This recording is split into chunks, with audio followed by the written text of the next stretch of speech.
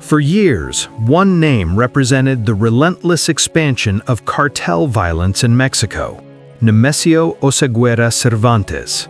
Better known as El Mencho, he led the powerful Jalisco New Generation Cartel, widely referred to as CJNG.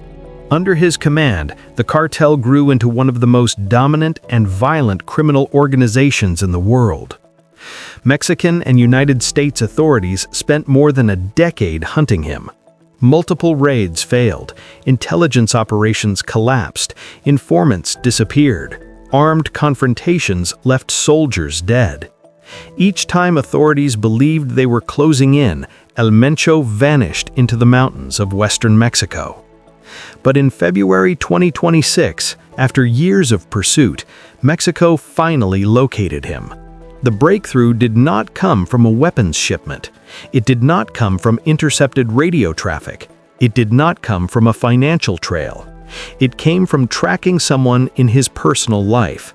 This is the story of how Mexican intelligence followed a romantic partner to a remote mountain property, and how that lead resulted in the death of the country's most wanted drug lord. Nemesio Oseguera Cervantes was born in rural Michoacán. Like many cartel figures of his generation, he entered organized crime during a period of instability in Mexico's drug trafficking landscape.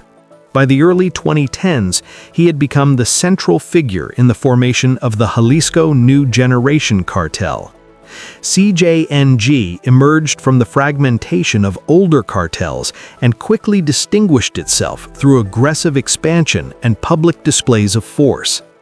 Unlike some cartels that operated quietly, CJNG built a reputation for confrontation. Convoys of armored vehicles, heavily armed gunmen, direct clashes with federal police and the military.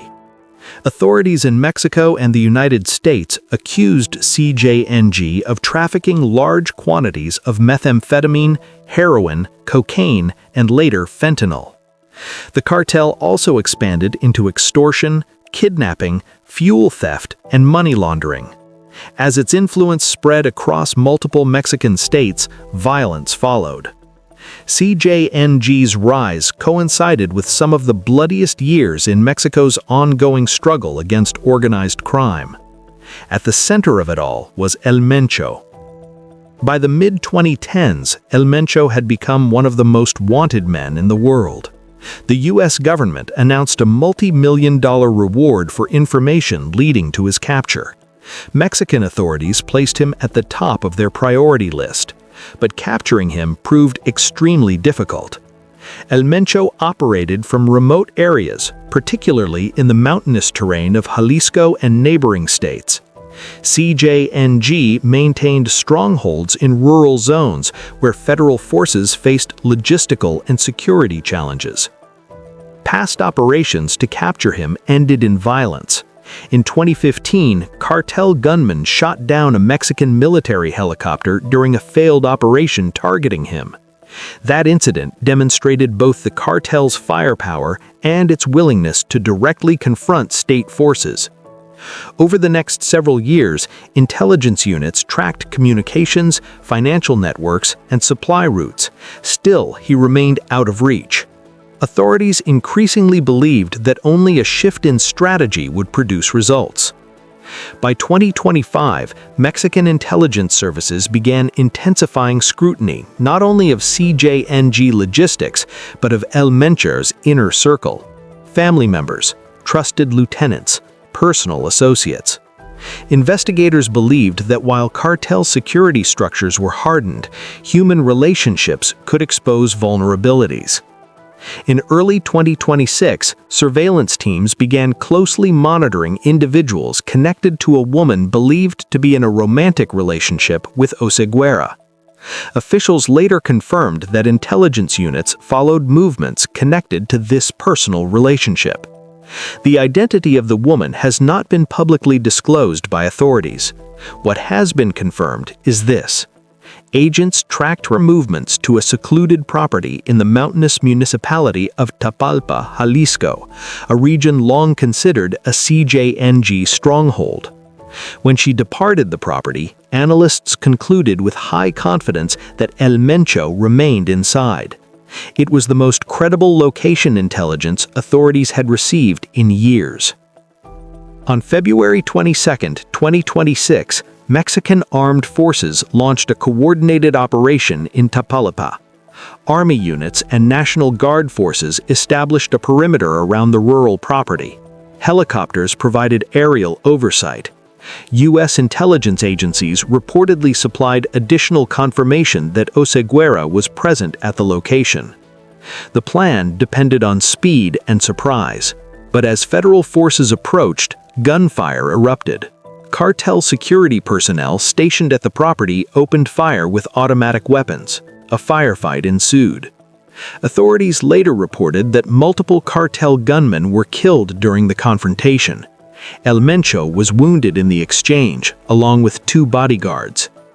Mexican officials stated that he was extracted from the scene by helicopter for medical evacuation. However, he died from his injuries before reaching advanced medical treatment. The man who had evaded authorities for over a decade was dead. The aftermath was swift and violent.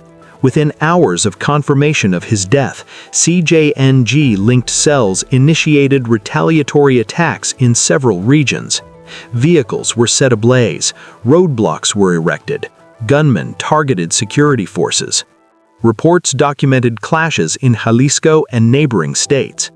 Authorities confirmed casualties among cartel members and security personnel during the broader security response. Mexico had eliminated its most wanted drug lord, but the cost was immediate instability.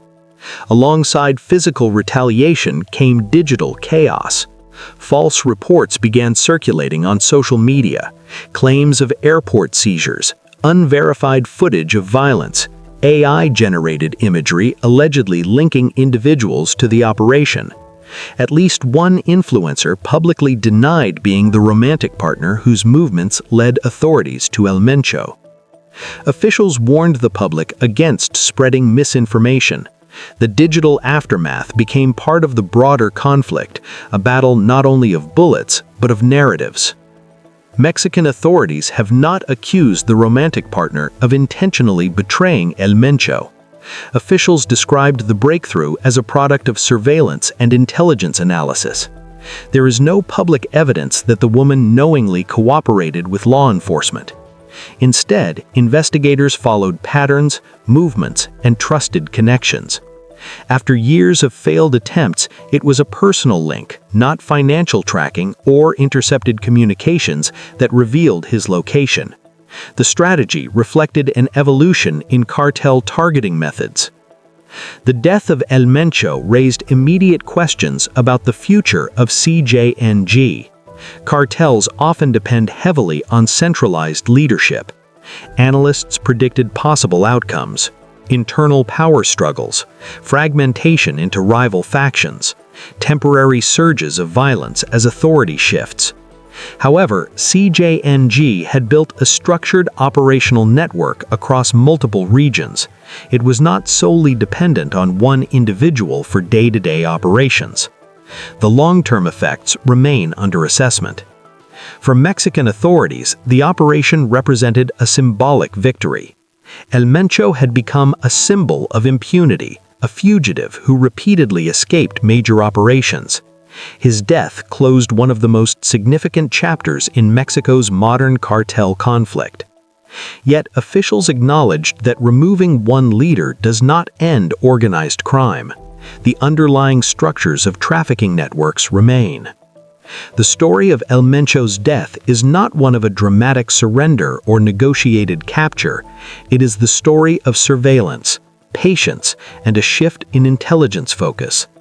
After years of failed raids and violent confrontations, the decisive lead came from tracking someone in his private life.